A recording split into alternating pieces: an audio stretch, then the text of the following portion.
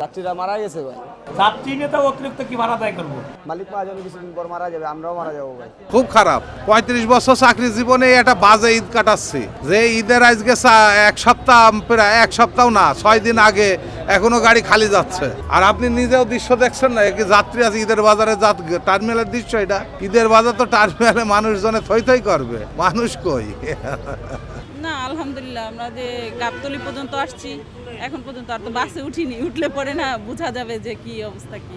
না, ইন্টারতে কোনো ভাড়া নেয় নাই, যেটা ভাড়া ওইটাই নিতেছে। তো ন্যায্য ভাড়া নিতেছে। তো ওয়াল লাইনে টিকিট কেটেছি, তো সেরকম এক্সট্রা টাকা নেয় নাই। আপাতত কোনো যাত্রী চাপ নাই, রানিংয়ে কোনো টিকিটও বিক্রি হইতেছে না। শুধু 18-19 তারিখের আশায় আমরা আছি, তারপরে দেখা যাবে কি হয়। যেহেতু যাত্রী পাচ্ছি না, অতিরিক্ত ভাড়া তো প্রশ্নই আসে না। আর সরকার থেকে যে রেটটা দেওয়া আছে ওই রেট অনুযায়ী ভাড়া নেওয়া হচ্ছে। তো একটা যে যাত্রী নাই, আসলাম ঘুরতে ঘুরতে, দেখে যাই আইসাতে টাইম হলে হাহাকার, যাত্রী সবার জন্য চিৎকার করতেছে, যাত্রী পাই না, যাত্রী পাই না, সব ইচ্ছার কথাই বলতেছে। যাত্রীর ভিড় এখন পর্যন্ত সেভাবে দেখা যাচ্ছে না, তবে হওয়ার সম্ভাবনা আছে। না অতিরিক্ত ভাড়া আদায় করা হচ্ছে না, ভাড়া ভালো আছে। টার্মিনালে এখন যাত্রী কম, ট্রেনে একটু যাত্রীটা আছে।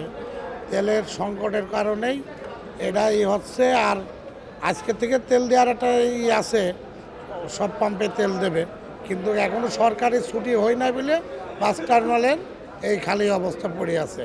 কোনো সকাল থেকে কোনো গাড়ি ছাড়তে পারি নাই। যাত্রী তো নয়, আগের মতন কোনো ভিড় নাই, একদম ফাঁকা, টার্মিনাল একদম ফাঁকা।